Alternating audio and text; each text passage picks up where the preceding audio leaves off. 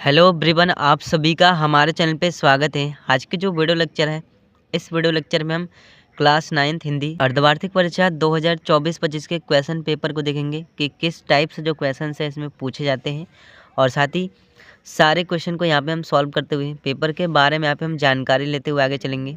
सबसे पहले यहाँ पे खंड अ में आएंगे तो यहाँ पे 1 से लेकर 20 तक बहुविकल्पी प्रश्न पूछा गया जो कि हमें होमवर्क शीट पे करना होता है। पहला क्वेश्चन यहाँ पे दे दिया है, हिंदी रंगमंच के जन्मदाता हैं। ऑप्शन नंबर जो बी वाला है भारतेंदु हरिश्चंद्र, ये इसका आंसर हो जाएगा। इसके बाद क्वेश्चन नंबर दूसरा यहाँ पे दे दिया है, किस भाषा में उपन्यास को कादम्बरी कहते हैं।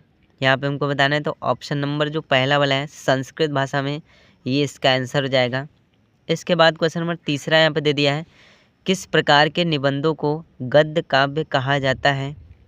यहाँ पे हमको बताना है ऑप्शन नंबर जो दूसरा वाला है भावनात्मक प्रकार के, ये इसका आंसर हो जाएगा। इसके बाद क्वेश्चन नंबर 4 यहाँ पे दे दिया है, गद्य को कवियों की क्या कहा गया है। यहाँ पे हमको बताना है तो गद्य को कवियों की कसौटी कहा गया है। ऑप्शन नंबर जो बी वाला है ये इसका आंसर हो जाएगा। इसके बाद क्वेश्चन नंबर 5 यहाँ पे दे दिया है, प्रताप समीक्षा किस विधा की रचना है। यहाँ पे हमको बताना है तो ये एक निबंध संग्रह है। ऑप्शन नंबर जो पहला वाला है ये इसका आंसर हो जाएगा। इसके बाद क्वेश्चन नंबर 6 यहाँ पे दे दिया है, ज्ञानश्री शाखा के प्रमुख कवि हैं। यहाँ पे हमको बताना है तो इसके जो प्रमुख कवि हैं वो कबीर दास जी हैं। ऑप्शन नंबर जो पहला वाला है ये इसका आंसर हो जाएगा।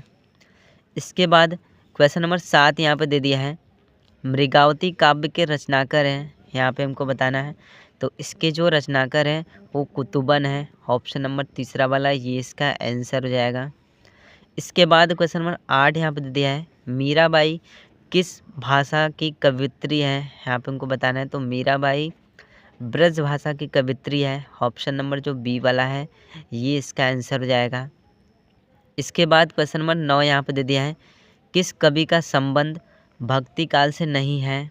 यहाँ पे हमको बताना है ऑप्शन नंबर तीसरा वाला कबीर दास, ये इसका आंसर हो जाएगा। इसके बाद क्वेश्चन नंबर 10 यहाँ पे दे दिया है, कबीर का जन्म स्थान है। यहाँ पे हमको बताना है उत्तर प्रदेश के काशी में, काशी वाला जो ऑप्शन है ये इसका आंसर हो जाएगा। क्वेश्चन नंबर 11 यहाँ पे दे दिया है, दोहा छंद के पहले एवं तीसरे चरण में मातृकाएँ होती है। तो 13 मातृकाएँ होती है। ऑप्शन नंबर जो स वाला है ये इसका आंसर हो जाएगा। इसके बाद क्वेश्चन नंबर 12 यहाँ पे दे दिया है, नवजीवन दो घनश्याम हमें में यहाँ पे अलंकार है, हमको यहाँ पे बताना है। ऑप्शन नंबर जो बी वाला है श्लेष अलंकार होगा, ये इसका आंसर हो जाएगा। अलंकार के बारे में मैंने अलग से वीडियो बना रखा है। इसके बाद क्वेश्चन नंबर 13 यहाँ पे दे दिया है, व्याकरण की दृष्टि से कौन सा शब्द अशुद्ध है। यहाँ पे हमको बताना है तो व्याकरण की दृष्टि से यहाँ पे हम देखेंगे वीर हड़ी, ये वाला जो ऑप्शन नंबर पहला है ये वाला आंसर हो जाएगा। इसके बाद क्वेश्चन नंबर 14 यहाँ पे दे दिया है, हे भगवान दया करो के बीच किस विराम चिन्ह का प्रयोग हुआ है। यहाँ पे हमको बताना है विस्मय दिबोधक, ये इसका आंसर हो जाएगा। इसके बाद क्वेश्चन नंबर 15 यहाँ पे दे दिया है, पत्र का तद्भव शब्द क्या है। यहाँ पे हमको बताना है तो पत्र का जो तद्भव होता है वो पत्ता होता है। ऑप्शन नंबर जो बी वाला है ये इसका आंसर हो जाएगा। इसके बाद क्वेश्चन नंबर 16 यहाँ पे दे दिया है, उपकार का विलोम शब्द है। यहाँ पे हमको बताना है तो उपकार का जो विलोम शब्द होता है वो अपकार होता है। ऑप्शन नंबर बी वाला ये इसका आंसर हो जाएगा। इसके बाद क्वेश्चन नंबर 17 यहाँ पे दे दिया है, भरपेट का समास विग्रह है। भरपेट का जो समास विग्रह होता है पेट प्लस भरकर, ऑप्शन नंबर बी वाला ये इसका आंसर हो जाएगा।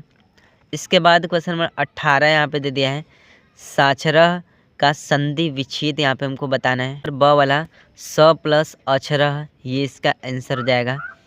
इसके बाद क्वेश्चन नंबर 19 यहाँ पे दे दिया है, हरि शब्द में विभक्ति और वचन है। यहाँ पे हमको बताना है तो इसमें प्रथम विभक्ति द्विवचन है, ये इसका आंसर हो जाएगा।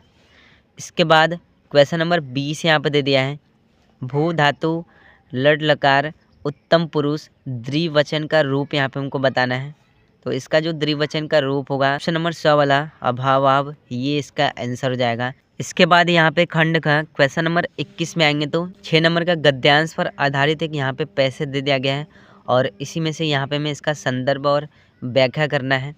गद्यांश को किस तरह से करना है, हमें गद्यांश को अच्छी तरह से यहाँ पे पढ़ लेना है, किस पार्ट से रिलेटेड है। यहाँ पे पहला क्वेश्चन दे दिया गया है, उपयुक्त गद्यांश का यहाँ पे हमें संदर्भ लिखना है। तो संदर्भ आपको किस तरह से लिखना है, प्रस्तुत गद्यांश हमारी पाठ्य पुस्तक हिंदी के अद्भुत है गुरु की बानी कहानी से लिया गया है, जिसके रचयिता महात्मा गांधी हैं। इस तरह से यहाँ पे हम संदर्भ लिखेंगे। दूसरा क्वेश्चन यहाँ पे दे दिया है, रेखांकित अंश की यहाँ पे हमें व्याख्या करना है। तो जहाँ तक ये अंडरलाइन बनाई गई है यहाँ तक इसको हमें क्या करना है, व्याख्या करना है, इसको समझाना है। तो व्याख्या हमको किस तरह से करना है, यह गद्यांश महात्मा गांधी के शिष्य को गुरु की सहज बातों की महानता के बारे में बताता है। गुरु की सहज वाणी का उदाहरण देकर यह समझाता है कि सहजता का क्या महत्व है। इस तरह से इसका हम व्याख्या कर देंगे। क्वेश्चन नंबर 6 इसमें पूछा है, सहज धर्म क्या है, यहाँ पे हमको बताना है। सहज धर्म हिंदू और बौद्ध धर्म की वास्तविक परंपराओं में पूजा की एक प्रणाली थी। इस तरह से इसका आंसर हो जाएगा। दबा करके इस गद्यांश को हम कर सकते हैं। इसके बाद यहाँ पे क्वेश्चन नंबर 22 में आएंगे तो पद्यांश पर आधारित 6 नंबर का एक पैसेज दे दिया गया है और इसी में से क्वेश्चन आंसर पूछा गया है। क्वेश्चन नंबर का इसमें दे दिया है, कबीर दास ने ऊंचे ऊंचे महलों पर गर्व न करने का उपदेश क्यों दिया है। इसका आंसर क्या हो जाएगा, क्योंकि उनका मानना था कि ज़िंदगी समुद्र की तरह है और किसी को नहीं पता कि अगले पल क्या हो जाए। इस तरह से इसका आंसर हो जाएगा। क्वेश्चन नंबर 6 यहाँ पे दे दिया है, सेमल के फूल की क्या विशेषता होती है। सेमल के फूल का रंग लाल होता है और इसमें 5 पंखुड़ियाँ होती है। ये इसका आंसर हो जाएगा। क्वेश्चन नंबर ग इसमें दे दिया है, इस साखी का काव्य सौंदर्य का यहाँ पे हमें वर्णन करना है। काव्य सौंदर्य का वर्णन हम किस तरह से करेंगे, कबीर जी इन पंक्तियों के जरिए बताना चाहते हैं कि गर्व किसी के लिए सही नहीं है। कबीर जी कहते हैं कि सुरंग अपनी जगह से नहीं हटती और लगातार चलती रहती है। ठीक उसी तरह हमें भी बिना किसी गर्व के लगातार काम करते रहना चाहिए। इस तरह से इसका आंसर हो जाएगा। अथवा करके इस पद्यांश को हम कर सकते हैं। इसके बाद क्वेश्चन नंबर 24 यहाँ पर दे दिया है, दीपदान एकांकी की कथा संगठन पर अपने विचार को यहाँ पे हमें प्रकट करना है।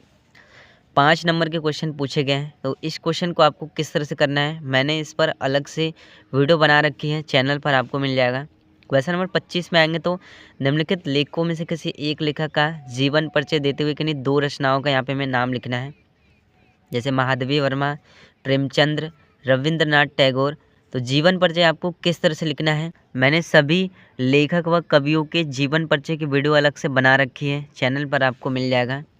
इसके बाद क्वेश्चन नंबर 26 में आएंगे तो यहाँ पे हमें एक श्लोक लिखना है जो कि हमारे क्वेश्चन पेपर से रिलेटेड नहीं होना चाहिए। क्वेश्चन नंबर 27 में आएंगे तो 2 नंबर का यहाँ पे हमें कोई 2 प्रश्न का संस्कृत में उत्तर देना है। इसके बाद क्वेश्चन नंबर 28 में आएंगे तो निम्नलिखित मुहावरों में से किन्हीं 2 का अर्थ बताते हुए वाक्य प्रयोग करना है।